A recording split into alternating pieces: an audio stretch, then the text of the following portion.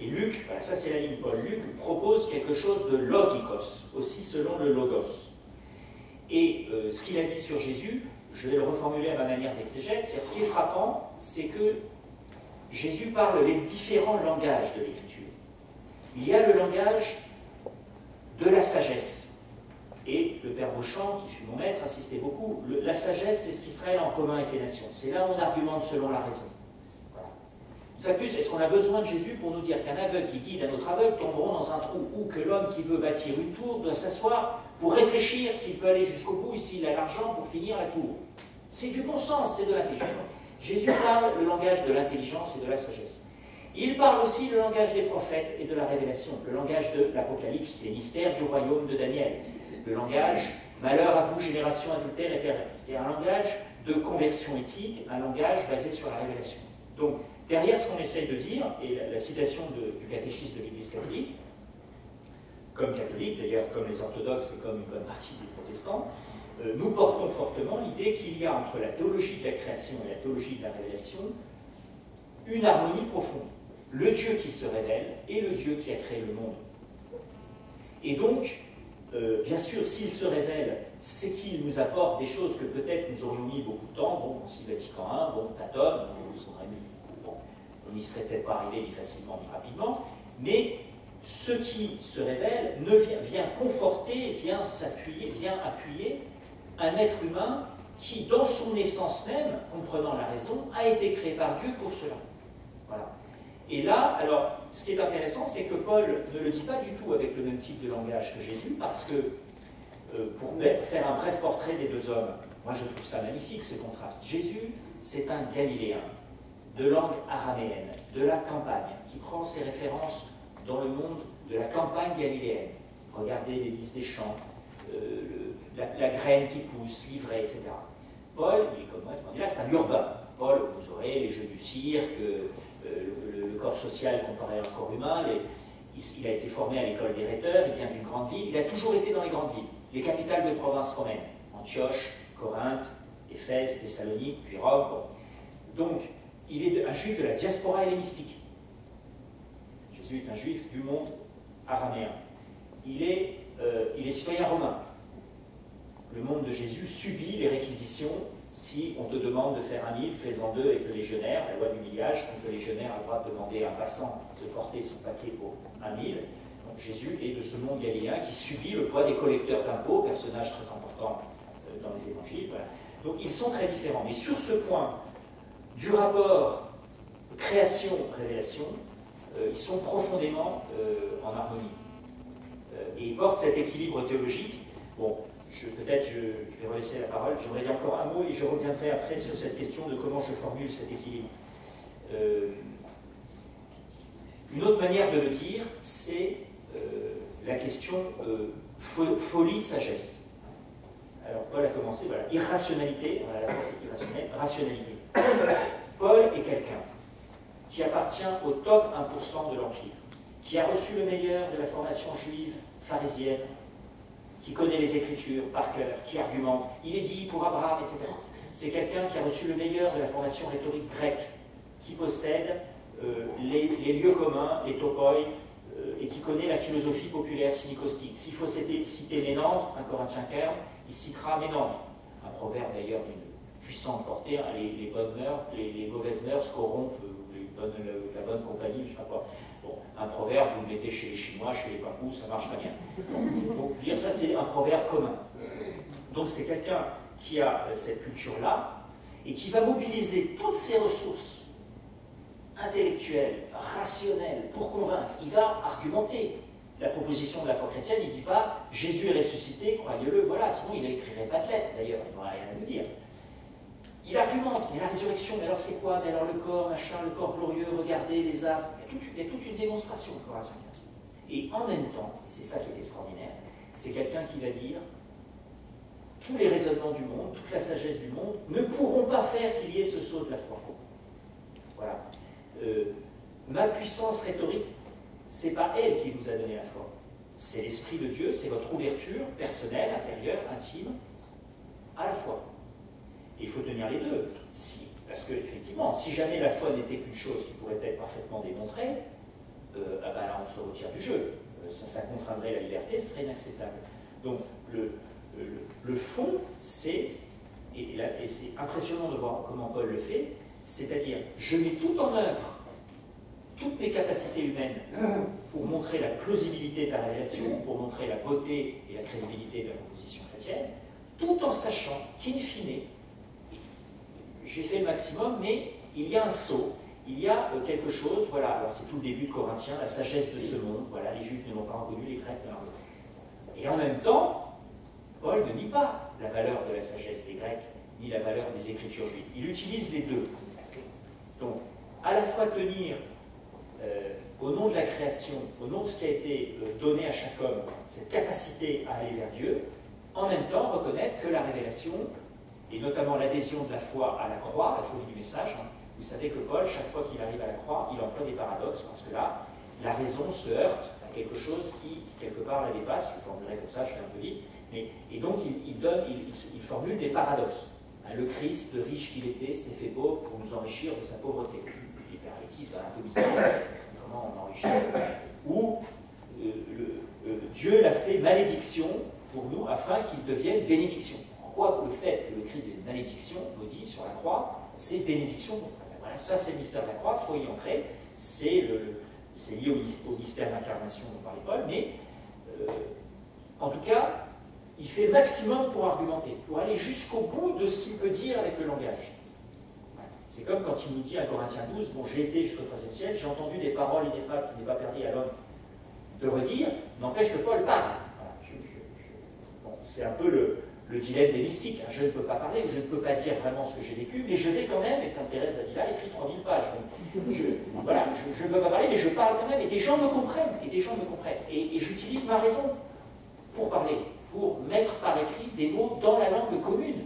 Paul emploie des mots quand il emploie logikos, quand il emploie conscience, quand il emploie d'autres termes de passages que j'aimerais lire avec vous, eh bien il emploie des mots que les Grecs comme Eraste, comme Sergius Paulus, comme, enfin, ou Galion peuvent comprendre. Alors, une question.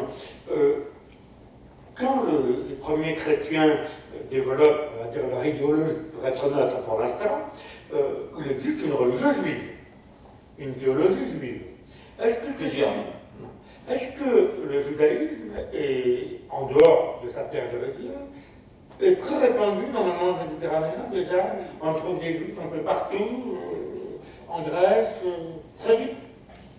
Alors, historique, je pense peut-être là. Oui, parce que moi, vous allez me dire ce que je pense. Moi, j'ai appris, je ne sais plus où, qu'en gros, c'est 2 tiers, 1 tiers. Il reste 1 tiers des juifs en Palestine et les 2 tiers autour de Salaman. Donc, c'est un des arguments qu'utilise le catéchisme pour dire en aucun cas, on ne peut imputer la mort de Jésus au peuple juif dans sa totalité, et que la formule que son sang retombe sur nous, c'est une formule de ratification qui veut dire on est d'accord, les internautes ont voté, on est pour, et en aucun cas ça n'engage le peuple juif, hein, qui a été évidemment injustement traité de peuple déicide. Vous vous rendez compte ce que ça veut dire? Là, vous avez de très belles pages dans le 2e volume de Joseph Ratzinger, Jésus 2, où il commente notamment ce verset. Alors, oui, je crois qu'il nous est très difficile, c'est normal, dans le monde d'aujourd'hui, de nous replonger dans le 1er siècle.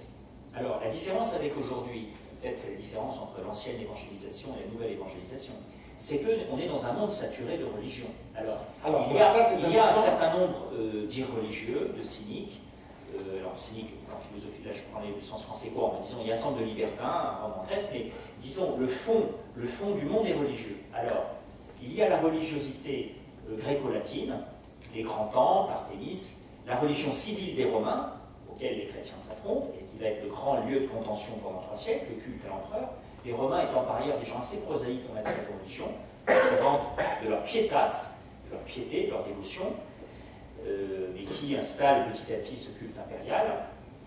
Une religion qui est déconnectée de l'aspect moral, c'est un point sur lequel le père Aletti insiste beaucoup, c'est-à-dire que l'invention du sermon, c'est né dans les synagogues de la diaspora, parce qu'il n'y a plus de sacrifice. Notre culte, la messe, en gros, avec des lectures et puis un repas de communion, reprend en gros la structure des rites synagogaux, puisque au temple de Jérusalem, évidemment, il y a des sacrifices, donc on pense au judaïsme comme ça, mais les 3 quarts des juifs je veux dire les 4/5e, qui sont loin de Jérusalem, qu'est-ce qu'ils ont? Ils ont des synagogues. Et qu'est-ce qu'on fait dans une synagogue? Eh bien, on entend l'écriture, on prie, on chante des hymnes, des cantiques, on prie pour les gens qui ont des soucis, pour les gouvernants, etc. Et puis, un rabbin, une autorité, pas forcément un rabbin, prêche. Il prêche, il commente la Torah, la Haftarah, les textes de l'écriture du jour, comme samedi matin à la synagogue à Marseille, et il finit par une section exhortative où il explique que le culte, le vrai culte de Dieu, implique une vie morale exigeante, ce que les chrétiens vont appeler la sanctification. Vous êtes appelés à la sainteté. Donc ce lien religion-éthique est particulièrement fort chez les juifs et les chrétiens et distingue les gréco-latins. Du côté des juifs, il y a beaucoup de différences. L'effort qui nous est fait, il faut imaginer, moi je prends souvent cet exemple, comme l'islam aujourd'hui. C'est-à-dire l'islam fait peur et l'islam fascine, il y a des conversions.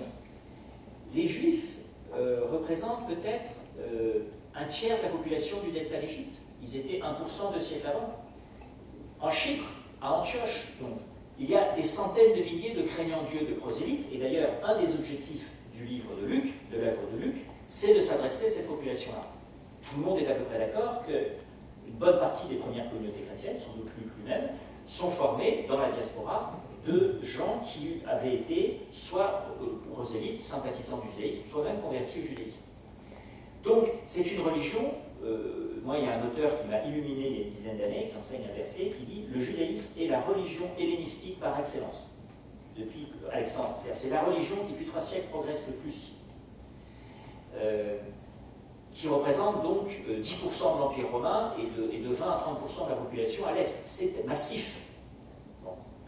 Mais évidemment, c'est un judaïsme extrêmement éclaté, comme l'est d'ailleurs l'islam aujourd'hui, entre évidemment les grandes synagogues de langue grecque d'Alexandrie, qui va nous donner Philon, les gens de Qumran, les Esséniens, les Sadducéens, les pharisiens, ceux qui sont en dehors de l'Empire, qui sont du côté des Parthes et qui vont porter le judaïsme après. Vous savez que le judaïsme d'aujourd'hui descend du Talmud de Babylone et descend des maîtres de Babylonie. Pourquoi? Parce qu'il y a eu 3 grandes guerres.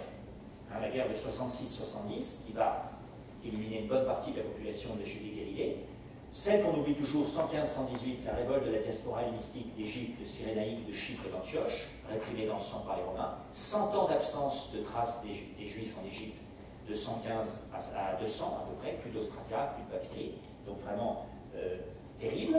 Et puis, 132-135, Bar Kokhba, qui est très important à réfléchir sur qu'est-ce qu'un Messie, puisque c'est un homme qui, donc 100 ans après Jésus, va être reconnu comme Messie par une bonne partie des rabbins.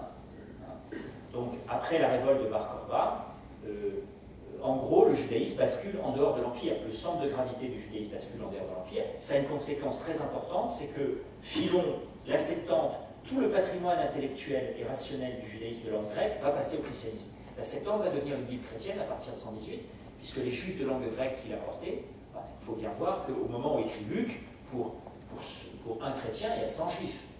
Le christianisme, c'est groupusculaire. D'ailleurs, il le vit très bien. Moi, il y a un verset qui me stupéfie toujours, à la fin de Romains, Paul il dit, bon, j'ai évangélisé Jérusalem jusqu'à l'Illyrie, voilà, j'ai évangélisé en grec, maintenant je vais aller en Espagne en passant par chez vous, puis j'aimerais discuter 15 jours avec vous, contre rien. Maintenant que j'ai fini mon travail, le travail est fini dans ces contrées. Il laisse 2000 chrétiens en Grèce, il est content. Et maintenant il peut aller en Espagne, le semence est faite, job done, je continue. Donc voilà, pensez à un environnement juif extrêmement fort,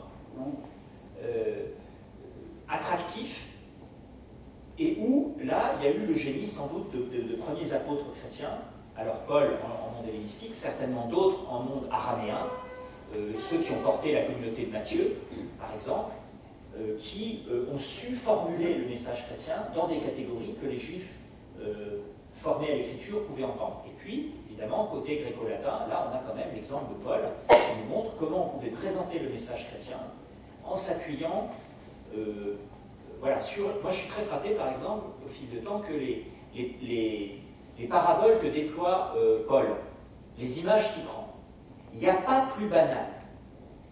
Par exemple, l'Église comparée à un corps.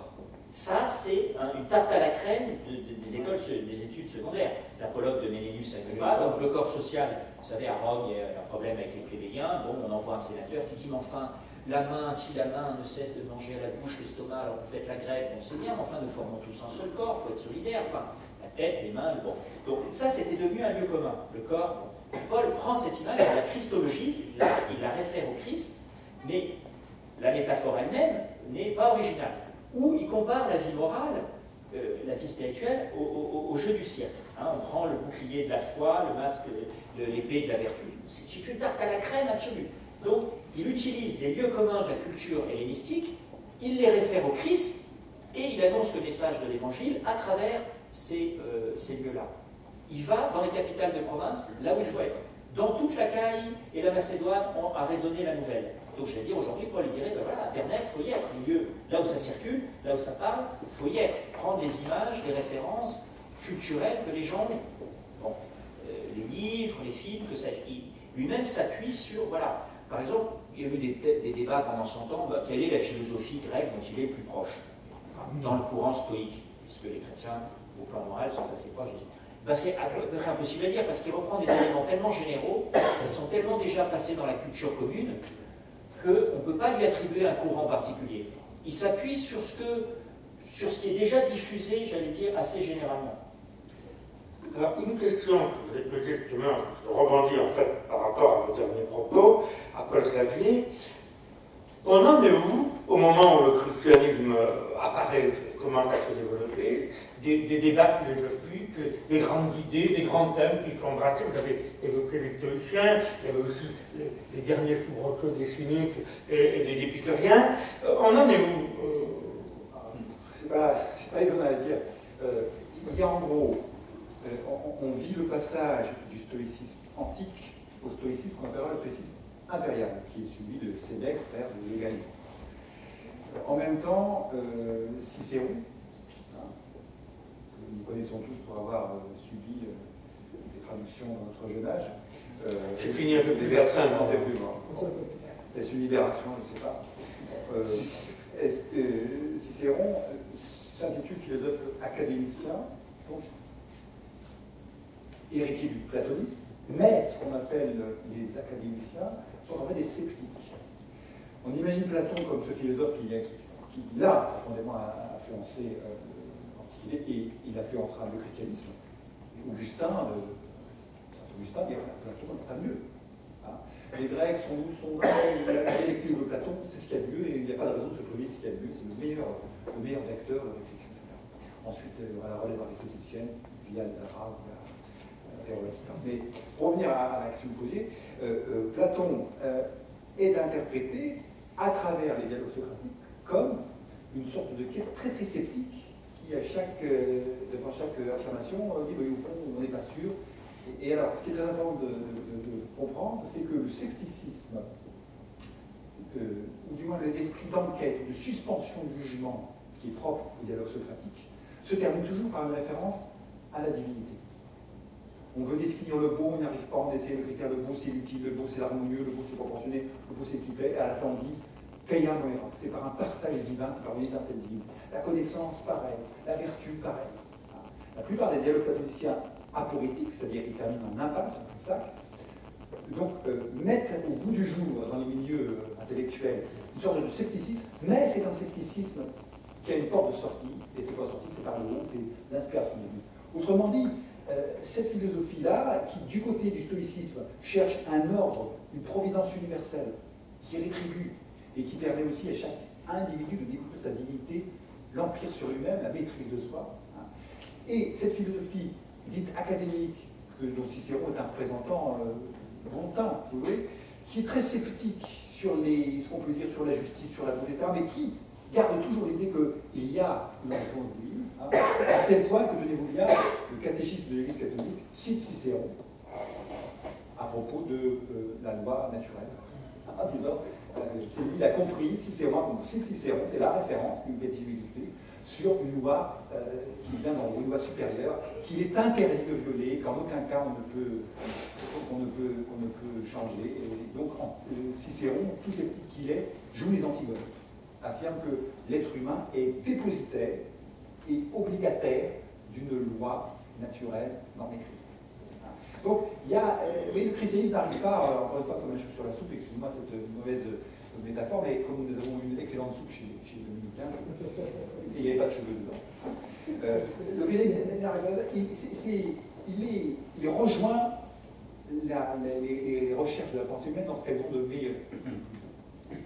Justement. Alors, justement, le passage, on a donc quand même tout un courant avec le stoïcisme, on l'avait vu déjà à l'époque d'Alexandre le Grand, on commence à voir quand même apparaître les idées d'universalisme. La cosmopolis, la cité grecque et la cité romaine, élargir les dimensions de l'univers, le projet d'Alexandre, un peu flou, mais enfin, qui ressemble à ça, alors que dans le même temps, on a à Athènes, à Rome, peut-être encore plus d'ailleurs dans le monde grec que dans le monde latin, on a au fond une conception, j'allais dire, très utilitariste de la divinité, au fond, et un certain pragmatisme. On change de cité, on change de Dieu.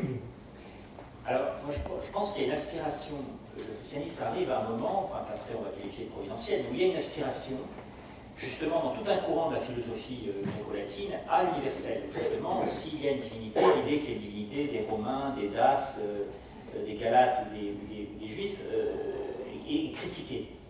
Alors, j'ai insisté tout à l'heure sur les ressources rationnelles et spirituelles que mettait en œuvre Paul. Du coup, je trouve intéressant de voir comment il voit le monde sous cet angle-là. Comment il voit, justement, par rapport à la dernière chose que vient de dire Paul. Moi, il y a un verset qui me paraît capital à ce niveau-là, c'est Philippiens 4.8. Je vais vous le relire. Enfin, donc c'est à la fin d'une exhortation, des exhortations éthiques que Paul fait à la fin de ses lettres. Enfin, frères, tout ce qu'il y a de vrai, de noble, de juste, de pur, d'aimable, d'honorable, tout ce qu'il peut y avoir de bon dans la vertu et la louange humaine. Voilà ce qui doit vous préoccuper.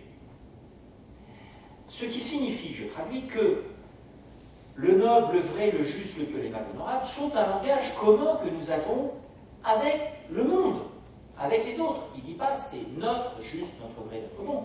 C'est un langage de l'universel, c'est un langage de reconnaissance qui est basé ultimement sur une théologie de la création. En tant que nous sommes tous créés par Dieu, nous partageons cela. En d'autres termes, quand Paul, pourquoi nous pouvons entendre chaque dimanche aussi à la messe assez facilement les exhortations morales de Paul, parce que là encore, comme l'a dit mon maître Aliti, il dit souvent « faites le bien, ne faites pas le mal ». Ça marche quand même pas mal. C'est pas